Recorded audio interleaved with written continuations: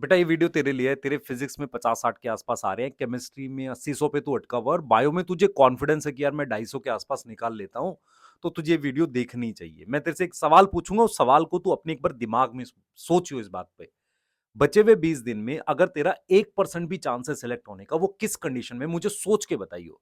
क्या ये उस कंडीशन में है कि तू अपने दिन का जो तू कर रहा है करंटली 50% टाइम ये सोचने में निकाल देता है कि यार मैं क्या करूं, क्या पढ़ लूं, क्या ऐसी चीज कर लूं, या मेरे पेरेंट्स क्या बोलेंगे, या वो क्या होगा अगर नहीं हुआ, इसमें निकाल देता है। या तू अगर अपने दिन का पूरा समय जिसे मैं बोलता हूं 15 घंटे के आसपास पढ़ाई में निकालेगा, किस कंडीशन में तेरे मतलब सिलेक्ट होने के चांस मैक्सिमम है? आंसर तुझे पता है। अब तुझे मेरी दो बात माननी पड़ेगी, उसके बाद मैं बताऊंगा एक्चुअल में कि कैसे तुझे इंप्रूव करना। और बायो में तो मैं तेरे को एक स्पेशल चीज बताऊंगा जिसको तुझे ध्यान रखनी है। तो सबसे पहले बेटा तुझे मेरी दो बात एग्री करनी है। आज से इसी वक्त से तुझे ये अपने दिमाग से हटा देना है कि यार मेरा किस वजह से मैं आज यहां पर हूं, मतलब मेरी आज ये कंडीशन है, मैं किस वजह से हूं, क्या प्रॉब्लम हुई थी, ऑफलाइन में था नहीं पढ़ पाया, या ऑनलाइन में डिस्ट्रैक्शन होता था मुझे, या फैमिली में कुछ प्रॉब्लम हो गई थी, हेल्थ इशू हो गए थे, या मैंने लेट स्टार्ट किया, या हो सकता है कोई रिलेशनशिप टाइप का इशू रहा हो तेरा, क्या था उसको भूल जा। उसको बिल्कुल जीरो कर दे। सर कैसे भूल जाऊं? भूलना पड़ेगा तुझे, अगर आज का साल बचाना है तुझे भूलना है, भूल जा उसको तू। और ये भी अपने दिमाग से निकाल दे दूसरी बात कि तेरा रिजल्ट क्या होगा। अगर तूने ये दो बातें अपने दिमाग से निकाल दी, रिजल्ट क्यों निकालना है तुझे, क्योंकि क्या होता है जब मैं ध्यान देता हूं ना प्रोसेस पे कि मुझे कैसे काम करना है, तो मेरी परफॉर्मेंस ज्यादा आएगी। रेदर जब मैं रिजल्ट पर सोचने लगूंगा तो मैं पढ़ने भी तो बैठता हूं, मेरे दिमाग में वही घुसता है। तुझे दो बातें 100% अपने दिमाग से निकालनी पड़ेगी, तभी मैं तेरी हेल्प कर पाऊंगा। सबसे पहले तुझे ये भूल जाना है कि तू यहां क्यों है, और दूसरा तुझे ये ध्यान नहीं रखना कि यार 3 मई को तेरा क्या होगा, कुछ नहीं ध्यान रखना। तुझे बस इस 20 दिन में उसको मल्टीप्लाई कर 15 घंटे से 300 घंटे की पढ़ाई करनी है, जैसे मैं बोल रहा हूं वैसे करना है तुझे। सबसे पहले तुझे फिजिक्स के लिए क्या करना है, तू मुझे बता। फिजिक्स में तेरे को कुछ भी नहीं आता भाई, अगर 40-50 नंबर आ रहे हैं तो तेरे को लगभग 12-15 क्वेश्चन का सिलेबस आता है, 5-6 चैप्टर आते तो होंगे। अब मान ले टोटल 10-20 यूनिट है, और टोटल चैप्टर जो है ना, मैं मान लेता हूं कि तेरे पास जो है 28-27 चैप्टर होंगे, 20 यूनिट के आसपास है। उसमें से 5-6 तेरे को आते हैं। एक काम कर, एक 2-3 शीट उठा, अपनी बुक खोल, उस 5-6 चैप्टर जो तुझे आते हैं ना, उसके इंपॉर्टेंट फॉर्मूला एक साइड में लिख ले, और उसके साथ साथ ना उसमें कुछ इंपॉर्टेंट पॉइंट्स होंगे वो लिख ले। इसके बाद से एग्जाम तक तू सिर्फ उसी पेज को रिवाइज करेगा और उसके क्वेश्चन करेगा। इसका मतलब भाई मेरा 50% का तो मैंने अभी एकदम फिक्स कर लिया। अब बच गए बाकी के 50 नंबर कैसे आएंगे। अब वो चैप्टर्स उठा जो तू आसानी से कर सकता है, जैसे ऑप्टिक्स कर सकता है, करंट इलेक्ट्रिसिटी कर सकता है। मुझे ऐसा लगता है कि जो आसान चैप्टर्स हैं उनमें तू मॉडर्न फिजिक्स कर सकता है, अगर उनके चैप्टर्स हैं। डेली इनमें से कोई एक चैप्टर ऐड करता हुआ चला जा उस लिस्ट में। मान ले 5 मुझे आते थे, आज 6 हो गए, 7 हो गए, ऐसे करते करते ऐड करता चला जा। और डेली एक चैप्टर ऐड करते करते कम से कम भी 120-130 नंबर का तो सिलेबस तू ऐड कर। डेली 2 घंटे एक चैप्टर को कोशिश कर कि तेरा हो जाए।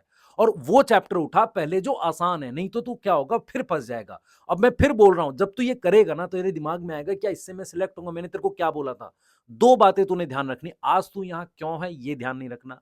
दूसरा तुझे ये ध्यान नहीं रखना कि तेरा रिजल्ट होगा कि नहीं होगा। तुझे सिर्फ प्रोसेस पे ध्यान रखना है। अगर तू रिजल्ट पे गया फिर तू टूटने लगेगा।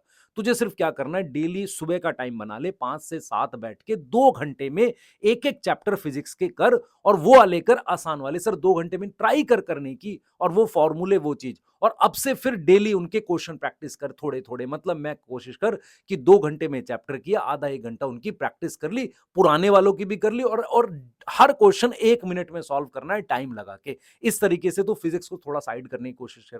केमिस्ट्री में तुझे फिजिकल थोड़ी बहुत आती होती है, ऑर्गेनिक इनऑर्गेनिक में कॉन्फिडेंस नहीं होता, ऐसा लगता है आती है।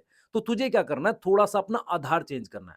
अपनी एनसीईआरटी के अराउंड चीजों को पढ़ना स्टार्ट करना है। भाई मैंने सीखा हुआ ये चैप्टर एनसीईआरटी से किया किया उसके क्वेश्चंस कर लिए, बिना क्वेश्चन करे नहीं। तो डेली थोड़ा थोड़ा सा केमिस्ट्री के ये ऑर्गेनिक इनऑर्गेनिक की एनसीईआरटी, तो इसका मतलब दिन का मॉर्निंग का टाइम, रात के इवनिंग का टाइम थोड़ा केमिस्ट्री और फिजिक्स के लिए अपने ने साइड कर लिया कि मैं ऐसे करूंगा। और आप में से कुछ बच्चों को लगता है कि यार मैं नहीं कर पाता, तो तुम बेटा हमारी सीरीज के साथ भी कर सकते हो, ऐसा कुछ नहीं है। लेकिन उसको तुम फिर प्रॉपर तरीके से उन चैप्टर्स को खत्म करो, वो भी तुम कर सकते हो। अगर तूने ये कर लिया, अब बायो के लिए मैं तेरे को एक आइडिया देता हूं, देख। बायो में अगर मान ले, मैं बॉटनी में टोटल 17 चैप्टर मानता हूं, उसमें से सबसे इंपॉर्टेंट 3 है। कौन से? मॉलिक्यूलर है, प्रिंसिपल है, सेल साइकिल है, जिसके सबसे ज्यादा क्वेश्चन आते हैं। अगर उसके बाद तू मुझसे पूछेगा ना सबसे इंपॉर्टेंट चैप्टर वो होता है, जैसे पीजीआर सबसे इंपॉर्टेंट है, आएगा 2 क्वेश्चन, टाइम आधा घंटा लगेगा। माइक्रोब सबसे ज्यादा इंपॉर्टेंट है, आएंगे 2 क्वेश्चन, मान ले टाइम कम लगेगा। उसके अलावा सेक्सुअल रिप्रोडक्शन, फ्लावरिंग प्लांट हो गया, और इकोलॉजी के 3 चैप्टर छोटे हैं, आसानी से हो जाएंगे, ये इंपॉर्टेंट चैप्टर है। क्यों भाग रहा है फोटोसिंथेसिस के पीछे भाई? जो तेरे को कॉन्सेप्चुअली मुश्किल लग रहे हैं उनको थोड़ा लास्ट में ले जा। अपना मार्क्स पहले उनमें बढ़ा, बायोटेक में बढ़ा ले, बायोमोलिक्यूल में बढ़ा ले, मुश्किल है पर वेटेज ज्यादा है उसकी। तेरे लिए इंपॉर्टेंस यहां से ऐसे सेट करनी है तुझे। मान ले तू एनिमल किंगडम रटे पड़ा है, अगर उससे 2 ही क्वेश्चन आने हैं तो उससे पहले वो चैप्टर कर ले, ब्रीदिंग कर लेना आसानी से, उसके लास्ट के डिसऑर्डर वाला पार्ट ठीक से कर।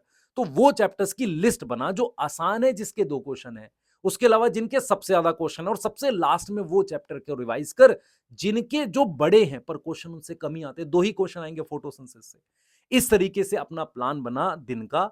एक चैप्टर फिजिक्स का तुझे ऐड ही करना है 2 दिन में, 3 दिन में आपने केमिस्ट्री का कोई जरूर ऐड कर लेना। और बायो को ऐसे रिवाइज करना कि तुम्हें पहले वो रिवाइज करने जिनकी वेटेज ज्यादा है, फिर वो करने और वो करने। और अपने एक टारगेट रख कि मेरे को इसको रिवाइज करने का तरीका, मैं ये नहीं कह रहा कि तुझे पूरे दिन रिवाइज करना है, तू सिर्फ आधे दिन रिवाइज कर और आधे दिन क्या कर, तू टेस्ट दे।